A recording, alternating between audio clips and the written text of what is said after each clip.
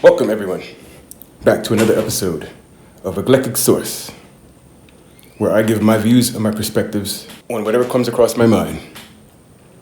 Yeah, and today that's going to be about blood types. Yeah, I said it, blood types. Everybody has a certain blood type, whether it's A, O, AB, or B. Now, I'm not going to go into like either negative or positive. I'm sure it matters to an extent, but I'm just going to simplify it right now. I'm not going to add the negative and positive. I'm just going to stick to the A, O, AB, and B. In certain groups, I've noticed that hold these blood types. And before I start the story on those blood types, before I start giving you the information on this, I have a short story here. It's a good thing I know my blood type, because most everyone out there does not know their blood type. And there's a reason for that. And if you don't believe me, y'all can go to your doctors and try to see if you can get your blood type. And the first thing they're gonna do is ask you why, what you want that for. And they're gonna make you like try to pay either hundreds of dollars or say they can't find it, or somehow they're gonna make it so you don't get your blood type. So you're not gonna get the information of it.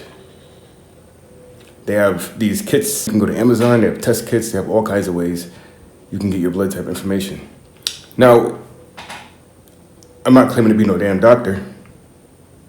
And here's the thing. That's why this video is going to work out well, because a doctor will not tell you the blood type. A doctor will not tell you the blood type. I'm not a doctor. I'm going to tell you the blood types, or at least from my perspective. So we have groups. We have the so-called African American black people. We have the Caucasian European. And then we have the Asian. And then we have, like, I don't know the other ones. We have everybody in between from there. Okay? Yeah, it sounds crazy, but this is what I observed. Maybe there's more to it with these other races, but I know they're mixed between like groups of 4 or 3 of us. The ones I've noticed that stood out the most were African American black, Caucasian European, the Native American, and Asian. So my perspective of blood types, what I've been observing is that throughout the black community, you have 2 types of us as far as physical build goes. Those that are tall, lanky, or skinny, never struggle with the weight as they grow up, the fast that can jump really high and run really quick. Those are mostly your O blood types. And this is straight up through observation. And then the other young ones that start off, sluggish, slow. They can't eat anything without gaining a bunch of weight. They don't do well. They're the last to be picked in a sports game because they're not very athletic. They put on a lot of weight. They struggle with the weight the whole entire life. They try to get on different diets to try to fix that weight gain. So that already caused trauma for the B types. But the B types in our so-called African American black community are usually the heavy set, fat, or whatever you want to call it, the ones that have all the weight and can't seem to get their weight under control. And this is starting off at a young age. And the O blood types are the ones that are always running around. They have high confidence because they don't have all that fat on their body. And they're they're doing what they're doing. They usually keep the weight off and never see a weight gain. And those would be your O blood types in our black community. African American, whatever you want to call it these days. What I have noticed through my observation is the B's that struggle with their weight end up practicing, some don't, but the ones that some will practice their dieting no matter what, because they struggle with it so much as a trauma that they end up when they get older, they end up sort of mastering their body and how it works. And this would push certain people to learn about blood types, because they learn what they can eat, they learn what they cannot eat, and they learn why they gain the weight. Some don't, but a lot learn why they gain the weight and what's happening with them, and they're able to keep the weight off. You have the O blood types in our community that didn't have to practice, eating a certain way and growing up a certain way and having a diet here and there to keep the weight down because they were having problems with blood pressure or anything, or just weight gain and all kinds of extra stress. They had to watch what they were eating. They didn't really have to watch what they're eating. But through my observation, I've noticed the older that they get, these O blood types, they don't have the discipline of dieting and eating right, because they think they could just get away with eating whatever they wanted to. And for a while they could. But once they hit about like in their late 30s to 37 and up, they began to develop a stomach, a gut. And it just gets bigger and bigger and bigger. I noticed this with a lot of O blood types in our community. They all have stomachs. You can call them beer bellies, but they all develop them and they have no idea where to even start to make that fat go away, or even how to work on it, because they didn't have to do that when they were younger. So now you have the B blood types that are disciplined, looking all like fit, and then you have the O blood types looking like, oh, what happened to you? You know, why do you look like this? It's because like they didn't have to work on that diet. So now they don't look so great when they get older, unless they're very disciplined, and some can maintain discipline and keep themselves in shape. But where I come from, I see a lot of O blood types that didn't have to work on their diet, and they end up with all these stomachs and all kinds of other health issues and problems. So with all that being said, I'm gonna go ahead and just point this out from what I've seen from my observation through the Asian, the Caucasian, and the African American Black. I pointed out for us, the fat chubby ones are usually the B types, and the sporty athletic, never gaining weight at a young age are the O blood types. Same thing for the Asians. What I learned about the Asians, they're mostly A blood type, okay?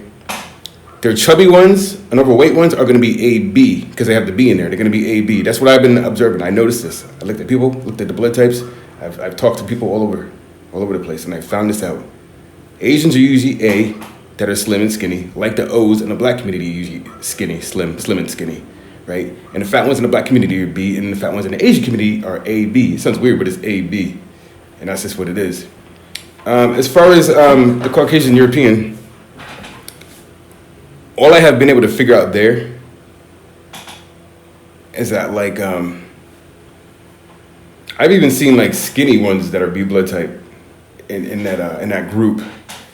I know they have all the blood types. That's all I know. They have all the blood types. They have A, B, O, AB together, and yeah. So they have A, O, B, and AB. The European Caucasian has all the blood types. But that's just what I have observed. They have all the blood types.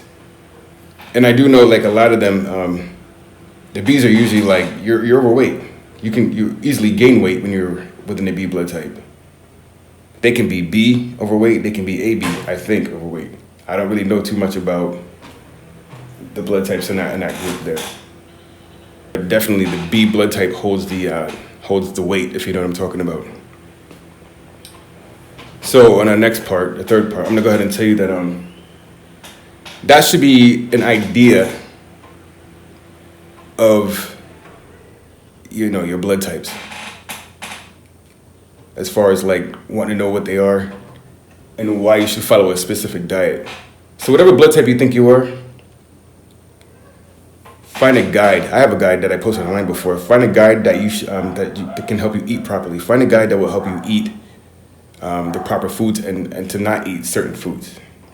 You know, sometimes we can eat certain foods and we'll be okay. We can eat certain foods and we'll be all right. As far as if it's not long term, but if you keep eating the wrong food long term, you may run into some complications. Again, this is through my observation. And most of y'all don't even know your blood type. That don't even make any sense. Like, I could see back in like the earlier days, like early 2000s or whatever, or even before that. But like right now, if you don't even know what goes in your system and you're just going along with the program, maybe this ain't even like, this video ain't for you. Maybe it is, maybe it isn't. Maybe it'll help you. Maybe you can find a way to get rid of a lot of your health issues, or not. I'm just going on what I learned and what I do and apply for myself. It has helped me. I'm not sure what'll help you. We're all different. I'm gonna leave it at that. We're all different. And you know what else proves we're different? These blood types. But we're not that much different. We only seem to be having like 4 different blood groups out there, right? But not only are there different blood types, there are different phenotypes. I'm gonna add this one in there. Everybody who comes from the cold area, that's B blood type, cannot eat the same food as everybody that comes from a warm tropical area, that's B blood type. We might have the same blood type, but doesn't mean we can eat the same thing. They require a different diet, even though they may be same blood type. These blood types, it doesn't matter what group, what culture you're in, they spread across cultures. I do know the European Caucasian has most of the blood types, and the Asian only mostly has A, the rarity being a B blood type by itself. But AB is common for the chubby ones. And just like us, you don't really see any A in there. You only see, that might be rare if you ever see something like that, or AB. But you only see mostly O in a black African American blood type group. And then you'll see B in there for the heavy ones, for the ones that are having trouble with weight, struggling with weight. I don't know why that is. I don't know what kind of experiment we all are. I don't know why it's even like this, but that is what it is. And your doctor will not give you that blood type, because once you learn your blood type, you don't even really need, I'm not gonna just say, you know what, I'm just gonna say, once you learn your blood type, it puts you ahead of the game as far as like adding knowledge of self, because knowledge of self is the main goal for us. You're supposed to get in your avatar, this body you're living in, and live it to the best of its ability, you know what I mean? Growth and expansion. You're not supposed to get into your body and suffer until you have to pass on to the, you know, until you pass on and you're no longer here. So learn your blood type. And then start working on yourself. Once you start feeling better, you'll do better. If you don't feel better, you won't do better. You'll seek comfort, whether it's in anything, whether it's food or junk or anything. You'll start seeking comfort in other things. But just learn your blood type. Any questions or comments, you know what to do. Y'all know what to do. I'm here, I can give you some additional information. And that's what I have. I didn't really have like, yeah, that's all I have for right now for blood types. Through my observation, you know, and applying different techniques of diet that I learned about my blood type is how I came to this information. Do research, learning. There's a reason why the doctor, like I said, again, I'm gonna say this, is not going to give you that blood type. You need to find out what that reason is and fight against it. So yeah, that's all I have. Until next time, love, light, peace, power, and happiness. I'll catch you guys in the next video.